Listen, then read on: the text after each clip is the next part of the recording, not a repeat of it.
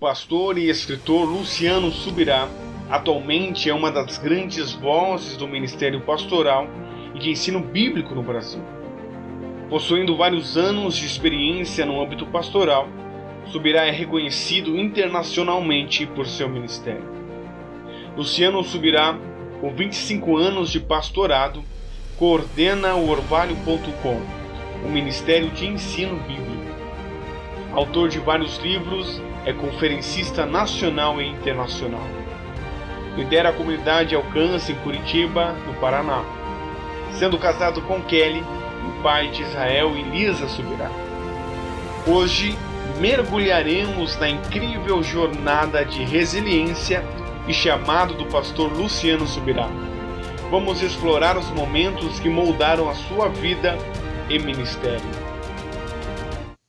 No ano de 1993, algo extraordinário aconteceu na vida do jovem Luciano Subirá. Aos 18 anos, Deus começou a falar com ele sobre o pastorado, mesmo enquanto ele já estava envolvido em viagens e ministério. No ano de 93, Deus começou a falar comigo sobre o pastorado. Aí eu não queria. Que ano? 93. Então já estava viajando 91, 92 e 93. Foram os 3 anos. Começou a viajar com que idade? Eu tinha 18 para 19. 91. Nossa, era sozinho ou era uma equipe? Era um time que... Não, eu viajava junto com o Harold, que era 11 anos mais velho que eu. Então, assim, a turma já não tratava como menino. Eu era o aprendiz que andava com ele, né? Então, às vezes a gente, depois começamos a levar um terceiro na equipe, que ajudava um pouco a parte da música e a orar.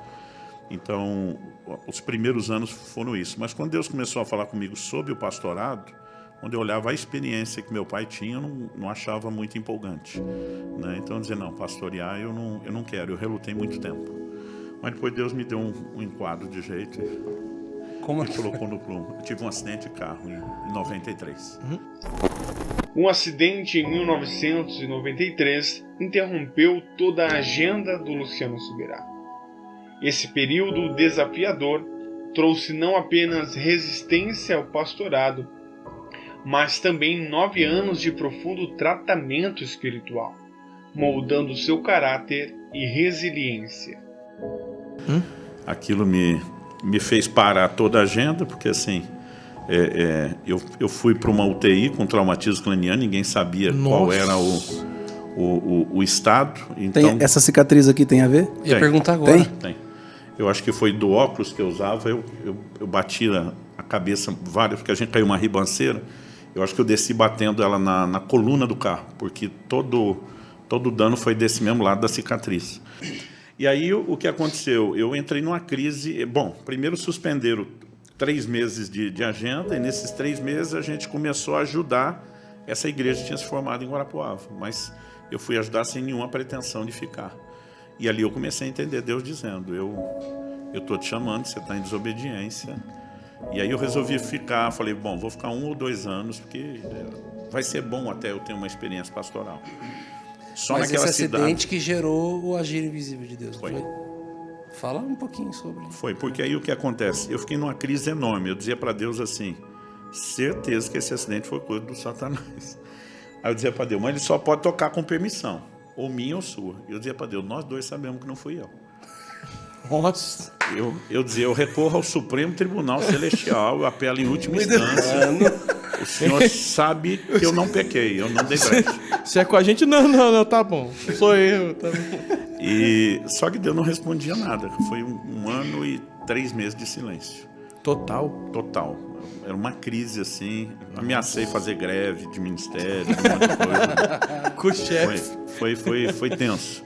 Aí, depois de 1 ano e 3 meses, e nessa eu acabei permanecendo em Guarapuava. E depois de 1 ano e 3 meses, do acidente, mas eu estava lá 11 meses, ainda não tinha fechado 1 ano pastoreando, foi quando o pessoal veio para impor as mãos e nos reconhecer como pastores locais. Em 2002, após 9 anos de intensa jornada espiritual, Luciano Subirá recebeu o reconhecimento ministerial. Uma visão do anjo, compartilhada por um pastor, confirmou o seu chamado e trouxe clareza sobre o propósito divino. Nessa ocasião, um dos pastores da equipe, você conheceu o Francisco, partiu para a glória no ano passado. Cara, o Francisco que botou a mão na minha cabeça, ele teve uma visão aberta de um anjo de Deus. Viu como vocês estão me vendo e ouviu como estão me ouvindo. E o anjo falou para ele. Primeiro apontou para nós os 3, porque 2 dos 3 eram solteiros. E ele estava muito apreensivo, e eu falo para todo mundo que eu entendo. Eu digo que hoje nem eu teria ordenado eu mesmo ao ministério, o eu daquela época, né? Eu teria esperado amadurecer mais. E ele estava muito apreensivo. E quando esse anjo apareceu, falou de maneira bem formal com ele. Disse: fui enviado da parte do Deus Altíssimo, Todo-Poderoso, porque você tem uma preocupação muito grande com esses ministérios. Apontou para a gente.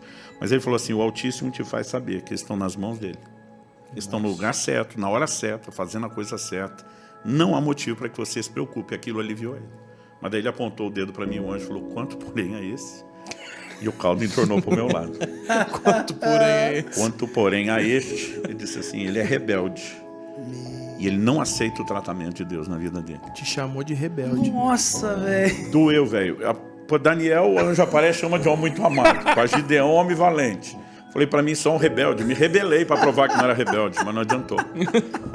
Davi Muito fez o que bom. fez e ainda é segundo o coração. Eu sou rebelde. Cara, não, foi doído ouvir aquilo. Apesar que ele não falou isso na hora. Sim, na mas hora ele entregou como se uma concluiu palavra isso? e depois eu fiquei impressionado que a palavra era muito precisa, não segredos do meu coração. Falei, velho, que palavra profética foi aquela? Eu falei, você falou, não estava profetizando. Eu falei, como não estava profetizando? Aquilo, ele falou, não falei que não era Deus falando, mas não estava profetizando. Eu falei, só te repetiu o que o anjo me falou. Só pra entender, vocês estavam todos juntos no mesmo local ou não? No mesmo local. No mesmo local. O anjo apareceu só pra ele. Só para ele, só ele que viu.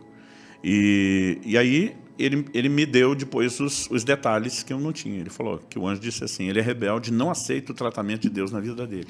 Aí o anjo falou assim, diga para ele que o acidente de carro do ano passado foi exatamente como ele disse nas orações dele. Ele está certo quando diz isso. Foi uma tentativa do diabo contra a vida dele.